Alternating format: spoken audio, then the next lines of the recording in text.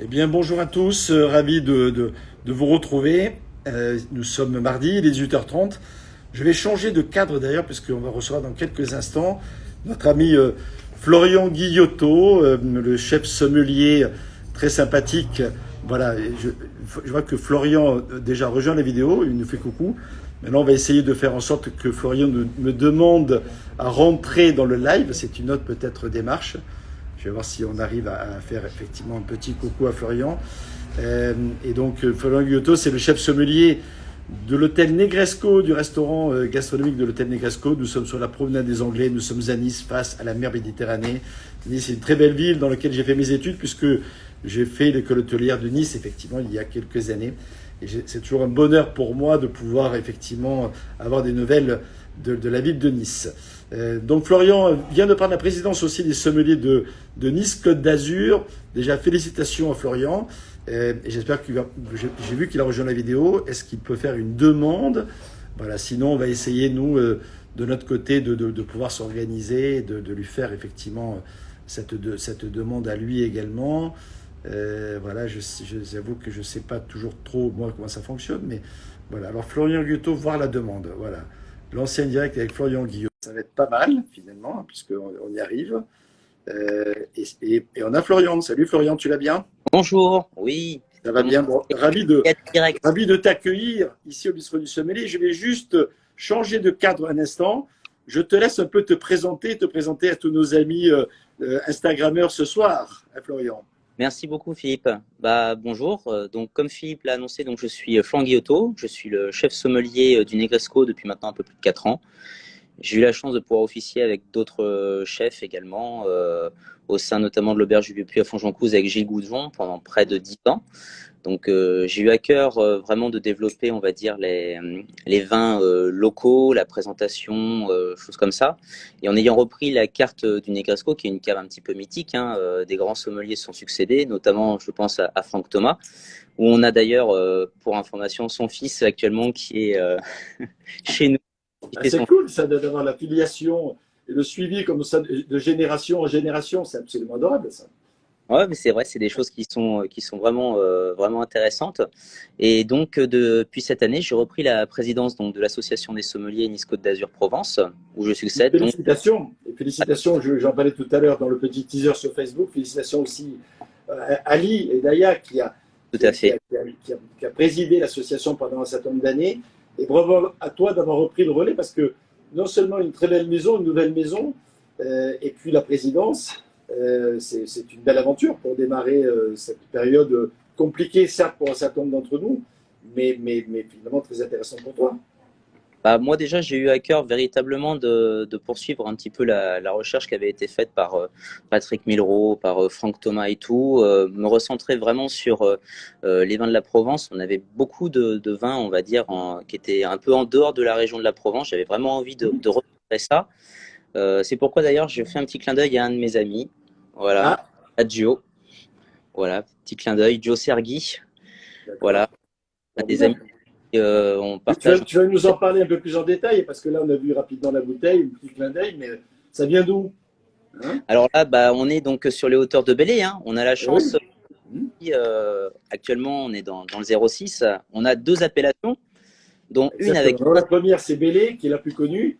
L'autre voilà, étant encore plus connue, mais on ignore souvent que du côté de Villars-sur-Var, il y a un domaine viticole aussi. Hein. avec Roxassi également, dont je suis un fervent défenseur, de Sassira, de Saugrinché également, avec des cépages un petit peu oubliés. Donc c'est vrai qu'on va un petit peu dans ces découvertes et on essaie vraiment de mettre en avant ces domaines, car on a la chance en plus de profiter d'un cadre magnifique vu sur la mer, l'esprit un petit peu farniente, des cépages qui n'existent que dans le 06, hein, le braquet, la fouille noire, qui sont vraiment des cépages autochtones et qui sont vraiment juste magnifiques. Moi, je suis tombé amoureux du braquet notamment et de la folle noire. Et toi, tu viens de quel coin, Florian? Moi, à la base, je suis tourangeau, Ah oui, quelle belle région aussi. Hein. c'est ça. Tu as sûrement des coups de cœur avec tes amis vignerons, des Oui, souvenirs là-bas, mais tu as des coups oui, oui. Moi, mes coups de cœur, disons que quand je suis arrivé dans la Provence, on m'a dit surtout, faut pas trop acheter de vin de Loire, acheter du Sancerre, voilà, c'est la demande. et tout. Donc moi, la première année où je suis arrivé, bah, j'ai fait rentrer tous mes vignerons en coup de cœur, notamment bah, la famille Faureau, avec qui je suis un inconditionnel. Je suis Magnifique, à Vouvray. tout à fait. Le Clonodin, je suis un grand amateur de ces chenins. On va sur des fermentations que alcooliques, pas de malo, donc la tension de la nervosité se Exactement. profile un peu. Des potentiels de garde incroyables. Tout à fait. D'ailleurs, il y a moins de 2 ans, il m'a fait goûter mon millésime. Ah oui, Euh, et, 1929, c'est ça? Non, non, il m'a fait 06, pardon, 06. Ça, c'est le département, pardon. Il m'a fait goûter le 1984 et on a Ah, c'est ça. mangé avec des huîtres cochonailles. Donc, et je l'ai remercié parce que c'est la première fois que je goûtais un vin qui était bon de mon année de naissance. Ah Donc, oui, c'est vrai. Mais je peux témoigner que 84, c'est pas évident parce que c'est la date de création d'ici, là, le bistrot du Sommelier 1984. C'est les deux grands événements. Florian Guillotot, bistrot du Sommelier. Voilà. Et donc, j'ai goûté souvent des 84 et j'avoue que effectivement, j'ai pas. Moi, j'ai un blanc extraordinaire en 84. Si tu as l'occasion de goûter un jour, et chers amis amateurs de vin, si vous avez cette bouteille-là ou si vous pouvez l'acquérir, n'hésitez pas. C'est Domaine de Chevalier Blanc 1984. ah, Merci à la famille Bernard et voilà, aux avec plaisir. générations d'avant et d'après, parce que c'est un extraordinaire qui est toujours très en forme. Ouais, moi j'avais goûté chez Fiozal, le blanc de Fiozal également sur Pessac-Léognan qui Ouais, m'ont toujours énormément plu. C'est des Pessac où vraiment on a ce côté riche, cette matière et en même temps une buvabilité qui est juste formidable. Moi, ça fait toujours partie de mes coups de cœur, Fiozal et Domaine de Chevalier en blanc et rouge. Ça fait vraiment partie de mes petits coups de cœur. absolument. Et quel beau terroir le secteur de Pessac-Léognan dans la région des Grandes du Bordelais. Alors revenons un peu à la région, parce que Oui, tout à fait. effectivement, de l'enfant de Touraine, tu es arrivé. Il y a combien de temps que tu es installé maintenant Ça va faire sur 4 ans la et demi. Méditerranée? Ça va faire 4 ans et demi que je suis vraiment côté Provence. Après, Languedoc-Roussillon, j'ai eu la chance de vous accueillir avec Michel Hermé plusieurs fois à l'Auberge du Vieux-Puy parce Eh que oui. Et, pour tout méditerranéen, ça va faire plus de 15 ans que je suis dans le sud. on salue Gilles Goujon, qui a été un de mes invités il y a quelques mois, hein, Oui, dans oui. le live du Et, lundi, même si aujourd'hui c'est mardi. d'ailleurs, j'ai envoyé un petit message en disant que c'était mon tour. Fallait qu'il nous suive ce soir, mais je sais voilà, il est fan de nos interventions les uns les autres, donc c'est chouette. Ouais, ouais, moi, je remercie toujours Gilles qui m'a vraiment permis de me dépasser et de toujours chercher toujours l'excellence. Et là, avec l'établissement qu'on a repris et tout, on est en train de retravailler avec Virginie Basselot, donc qui est également meilleure ouvrier de France. Absolument, qu'on salue également et que j'ai eu le plaisir de voir plusieurs fois et de goûter sa cuisine également. Voilà, on a eu la chance de pouvoir avoir voilà, une belle symbiose entre nous et surtout, c'est une amoureuse de vin comme moi, donc on peut aller assez loin dans les recherches et les accords. Donc c'est vrai que c'est toujours quelque chose qui me plaît de pouvoir faire déguster en même temps qu'on mange un plat. Donc on échange énormément là-dessus. Donc c'est vrai que c'est relativement plaisant. Absolument. Donc le terroir niçois, qui est spécifique quand même. L'esprit niçois, c'est historique, hein, c'est culturel. Hein. En Ouais, termes de cuisine, en termes de langage, en termes même tout à d'attitude, fait. de vision de la vie, c'est assez singulier. Moi, j'ai fait l'école de théâtre de Nice, hein, il y a, voilà, avant 1984, donc il y a prescription. Avec Michel. Mais c'était un magnifique souvenir et je garde toujours voilà, d'excellents souvenirs de mes professeurs. Michel Ballanche, grand Ouais. professeur de sommellerie s'il en est, Monsieur Salmon, grand professeur de service, et puis Jean-Pierre Fissor qui nous a quittés ces jours-ci, et pour lequel j'ai une pensée toute affectueuse, qui était notre professeur de stratégie et de gestion, avec lequel j'ai entretenu vraiment de très bonnes relations. Il y a un esprit niçois. Je pense que tu l'as découvert et tu en Il y a, es devenu à travers la maison emblématique, parce que le Negresco, c'est le grand palace quand même de la région. Hein. C'est bah, l'hôtel historique, la famille Augier, etc. Tu en es devenu finalement l'un des ambassadeurs aujourd'hui. actuellement, oui, j'essaye de défendre un petit peu de la cave de Madame Augier, hein, qu'elle a enrichi également de par ses choix. Faut pas oublier non plus que, en plus des vins, elle a quand même découvert les futurs grands noms de la cuisine. Moi, je pense surtout parce que Virginie s'entend très bien avec Jacques Maximin, par exemple. Que l'on Voilà, salue également. qui a, qui a- Grand chef avec beaucoup de caractère et très intéressant dans le caractère affirmé. Je me souviens de lui de ses séances d'intervention à l'école de théâtre de Nice dans ma promo de BTS justement. oui, Où on attendait ça avec beaucoup d'intensité, on va dire ça juste comme ça. Et c'était extraordinaire. Et moi, j'ai eu la chance de travailler en extra, hein, au Negresco de temps en temps le week-end. Et c'était un grand moment à chaque fois, quoi. De gastronomie, de rencontres, de fusion, etc. C'est un lieu qui s'y prête. Mais les personnalités dont tu parles, notamment Jacques Maximin, ont marqué l'établissement, c'est sûr. Et pas Oui. que, il y en a d'autres. Hein. Ah oui, après on a eu Lorca, Exactement, elle a Lorca. il y en a eu beaucoup. Moi, je pense à Lorca parce qu'on va y manger dans pas très longtemps avec mon épouse et tout, parce qu'en plus, Voilà. on est fin gastronome aussi dans la famille, donc c'est vrai qu'on a toujours plaisir de pouvoir déguster les bonnes tables. Il faut se faire plaisir. C'est ça. Je sais que tu es très attaché, toi, en tant que président, mais même en tant que sommelier, et comme souvent nous tous d'ailleurs, à transmettre, à former, à informer.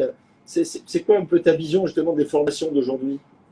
Alors moi justement, quand j'ai repris la présidence, je me suis justement attelé à pouvoir m'intéresser surtout aux formations. On a la chance d'avoir la formation Franck Thomas, donc qui travaille en collaboration avec Jean-François Reviron et également avec Julia Scavo. On peut intervenir.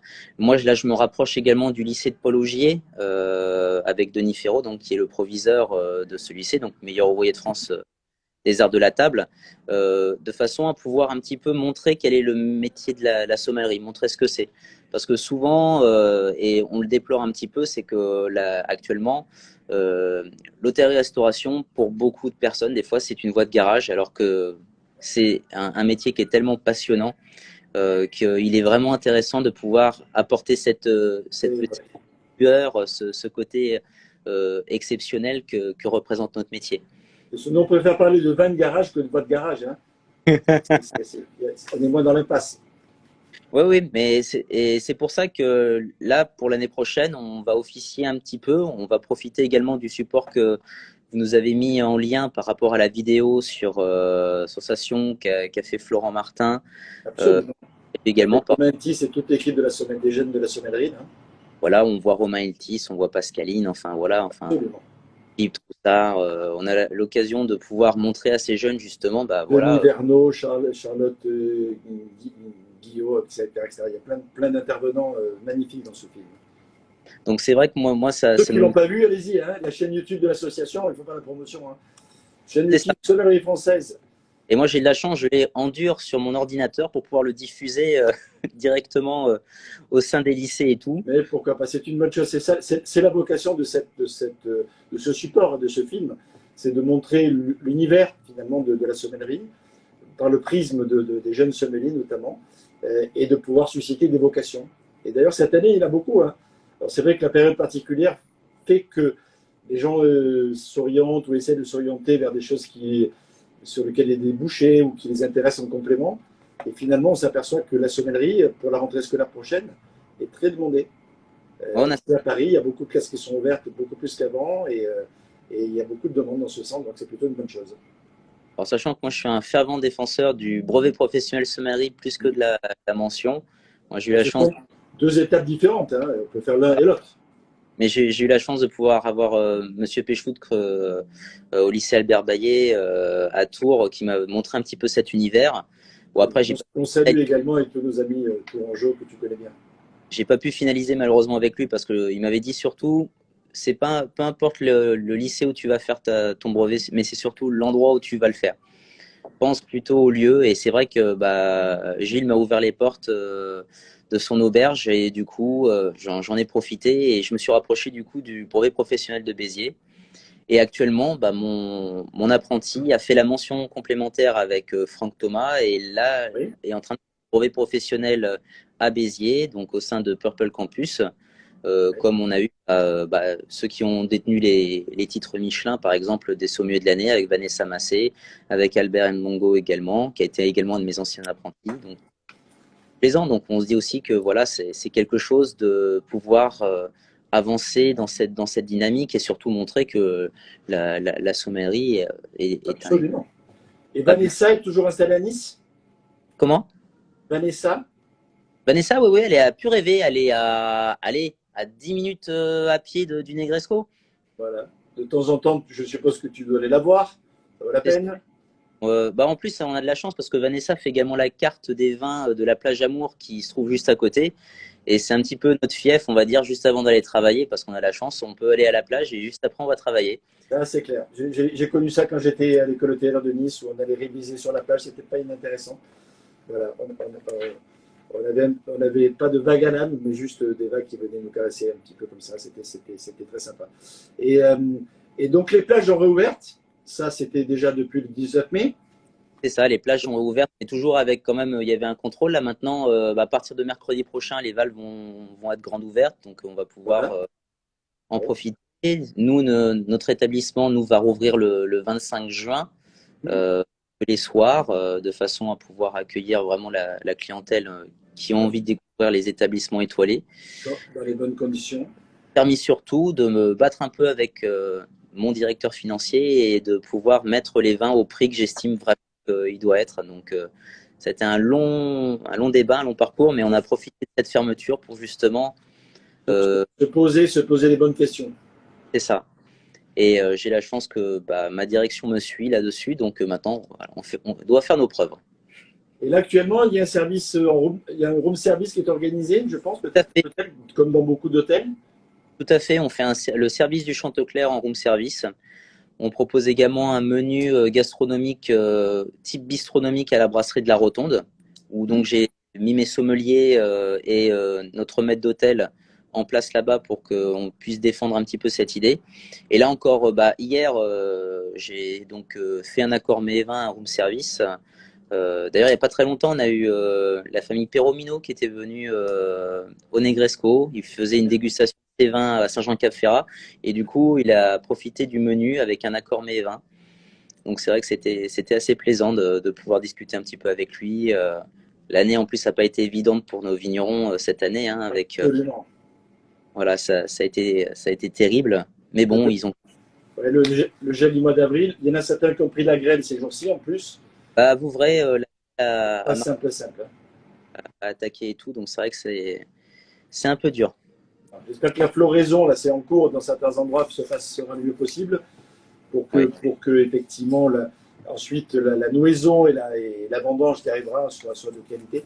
Il y a quelques endroits quand même où il y a eu il y a eu des bourgeons qui sont ressortis, de deuxième génération, des contre-bourgeons qui sont là, qui sont assez fructifères d'après les renseignements que j'ai pu avoir. Donc ça devrait minimiser un petit peu la problématique pour certaines régions, mais malheureusement, Et pas toutes. c'est pas égal partout. Hein. Et même dans la même région, d'un vigneron à l'autre, il peut y avoir des différences non négligeables du climat.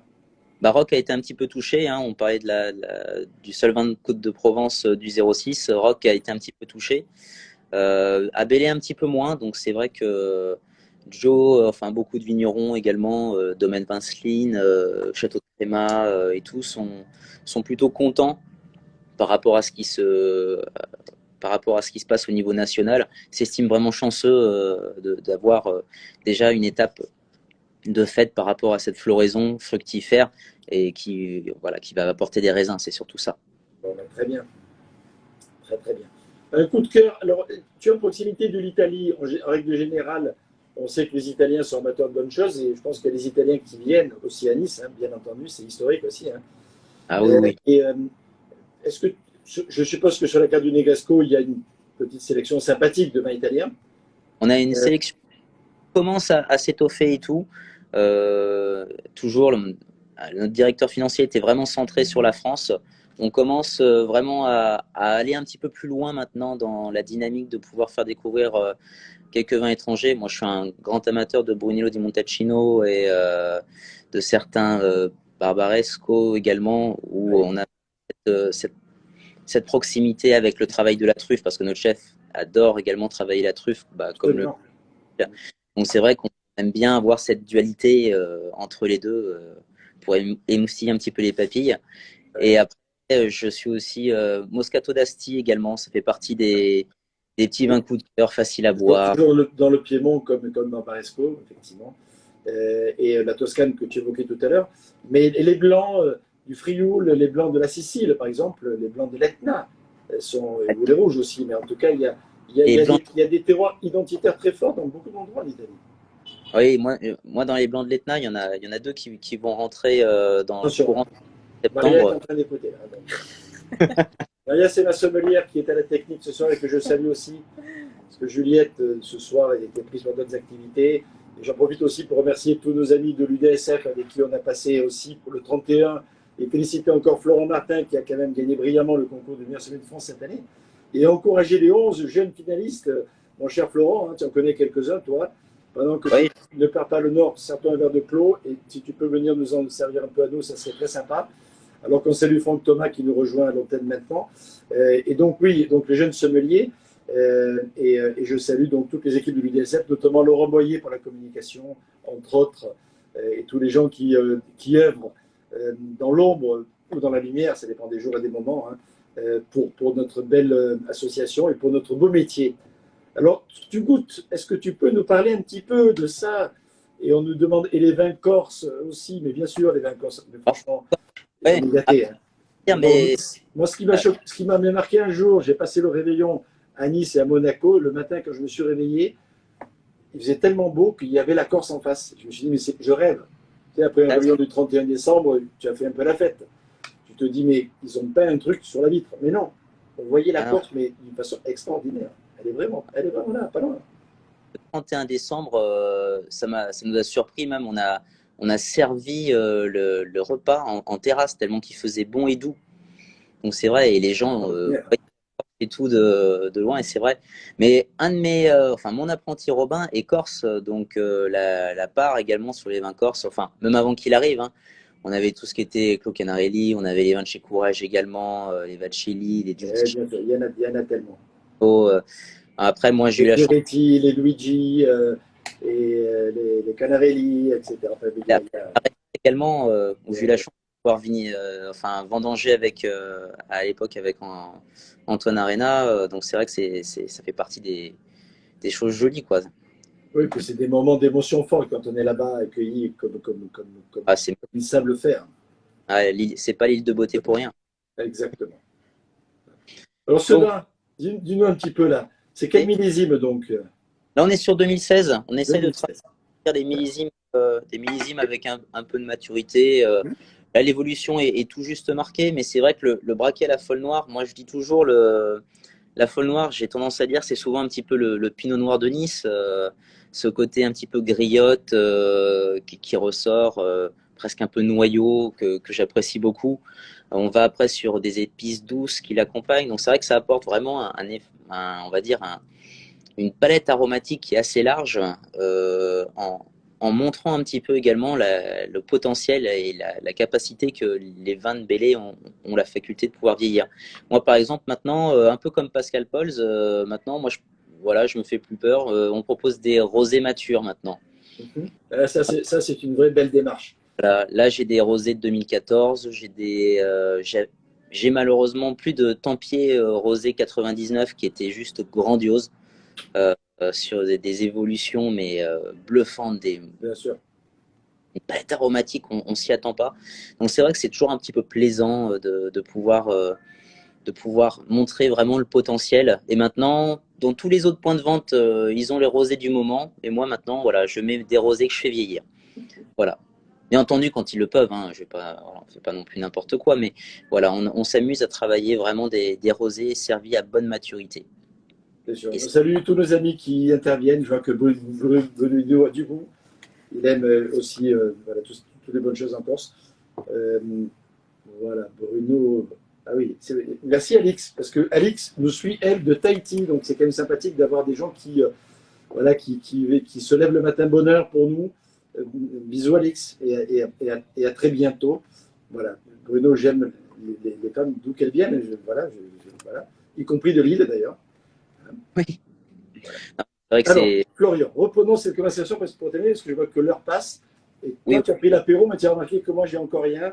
Maria, trouvez-moi un verre de quelque chose, je ne sais pas, pour trinquer avec nos amis. Hein, voilà. ah oui, après, faut faire un peu de service, hein. Moi, après, je peux, hein, s'il faut ramener un Oui, verre. j'ai bien compris, mais au moins un verre.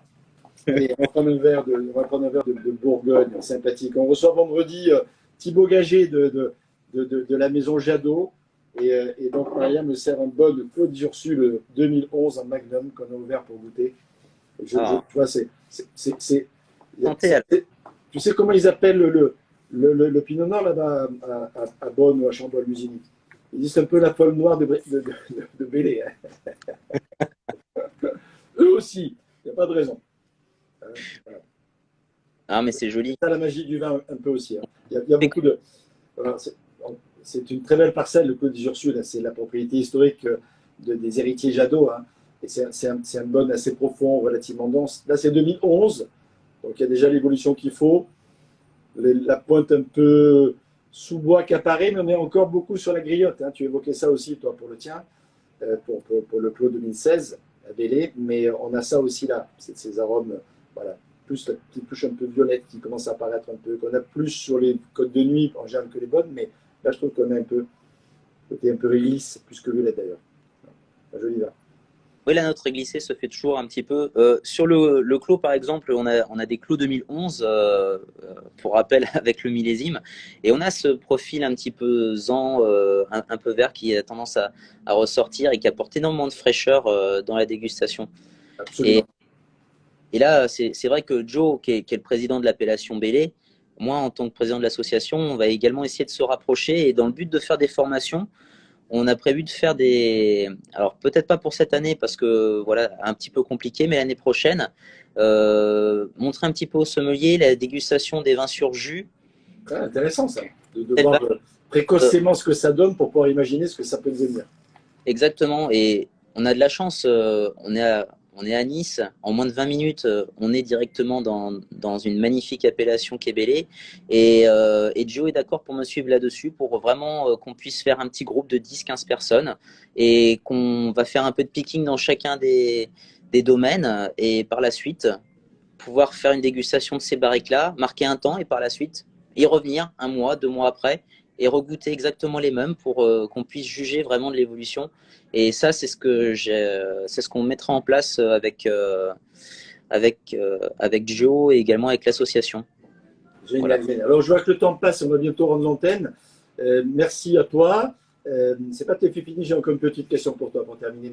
Mais je remercie aussi tous les gens qui nous suivent. Je ne peux pas citer tout le monde. Je vois qu'il y a nos amis du domaine des souterrains, à Celle, la Celle sur Cher, qui nous suivent également là, et puis tous les autres que j'ai déjà cités. Donc, notre métier, c'est l'accord Mézévin, tu disais tout à l'heure, hein. Quel est l'accord Mézévin, j'allais dire, euh, que tu aimes en ce moment partager dans la cuisine de, de, de, de, de ta chef, à la table que tu animes, même si j'ai bien compris que le Chantecler n'était pas encore ouvert, mais Oh allez. oui, ça nous Mais empêche. néanmoins, je suis sûr que tu travailles pour ces accords en ce moment. C'est quoi? Bah, actuellement, on fait plutôt un accord mais saké avec le plat signature de la chef que tu as déjà dû déguster, son huître caviar. Ah oui, oui, Euh, ça c'est. Pologne et tout. On est parti sur un saké sur les Larmes du Levant avec un petit clin d'œil donc sur notre ami de la Vallée du Rhône qui travaille un magnifique saké. On va plutôt là-dessus. On s'est aperçu vraiment que ça amenait l'iode presque à son paroxysme parce que c'était très tapissant, c'était assez onctueux. Et après, moi, un de mes accords que j'apprécie beaucoup avec son agneau de Sisteron, par exemple, c'est travailler sur la Syrah, sur un millésime du Clos Saint-Joseph, sur un millésime 2009, qui est pour Ah moi oui, un cœur. J'ai de la chance. maturité, déjà la maturité du raisin cette année-là, et l'équilibre aussi. Et puis la Tout à fait. maturité dans le temps aujourd'hui, avec une douzaine d'années d'âge. Vadouvant avec des petites notes un petit peu poivre, très léger, poivre compote, donc qui est suffisamment presque un peu citronné pour pouvoir être souligné. Et Absolument, c'est il y a ce côté zeste d'agrumes qui est assez remarquable sur le compote. Et c'est vrai que nous, actuellement, c'est vrai qu'avec la chef, on a la chance d'ouvrir pas mal pour déguster et voir un petit peu jusqu'où on travaille. Bon, écoute, génial. Il faut en laisser un peu pour les clients, pour les amis aussi quand ils passent. Donc n'hésitez pas voilà, à ouvrir, on va venir, hein. Ouvert le dimanche soir tout l'été pour justement être accessible pour tous les restaurateurs. C'est Ça, notre c'est une objectif. bonne idée. Donc De... rendez-vous au Chantecler, mesdames et messieurs. Ça, c'est l'information de la soirée, et notamment le dimanche soir. Florian, il est 19h, j'ai promis de te libérer pour que tu puisses voilà, vaquer à tes différentes activités. Et nous aussi, les clients font la queue quasiment sur le trottoir, on leur a demandé de rester à l'extérieur pour l'instant. Si vous voulez venir au bistrot du Sommelier, n'hésitez pas. Il n'y aura pas toujours Florian ou Guillotot pour vous accueillir, mais bon, voilà, nous serons là avec l'équipe. Maria, Gabriel, Marie et les autres. Et puis Guillaume Saluel en cuisine aussi qui va nous faire, voilà, on sent, hein, là ça commence, on ne peut pas le traduire dans l'écran, mais on sent arriver un peu les effluves des premiers pas, puisque le chef effectivement est revenu prendre du service d'une façon un petit peu plus stable depuis hier, et j'espère pour le plus longtemps possible, mesdames et messieurs. Florian, à bientôt. On croise les doigts, exactement. On souhaite à tous aussi une belle reprise pour les restaurateurs qui peuvent ouvrir demain leur salle de restaurant, certes à 50%, mais c'est bien entendu déjà une belle étape, une belle libération pour nos établissements et pour nos clients. Je te souhaite, mon cher Florian, ainsi qu'à tous nos amis sommeliers niçois, mais pas que, hein, la sommelière française est bien entendu à travers toi et moi représentée ce soir, mais aussi la sommellerie internationale. Un grand succès. On a fêté il y a quelques jours, c'était le 3 juin, l'anniversaire de la création de l'association de la sommellerie mondiale et française, parce que c'était le même jour, le 3 juin 1969, avec une célébration qui maintenant gagne du terrain chaque année, puisque c'est la journée du sommelier le 3 juin. Donc voilà, à la santé de la sommellerie. On l'a fêté dignement. Au sein de l'association, nous l'avons fêté dignement. J'imagine, juste. Voilà, merci beaucoup Eric Rosenberg qui nous salue, qui vient vendredi au bistrot du sommelier pour rencontrer Thibaut Gaget effectivement et tous ces jolis vins de la maison Louis Jadot.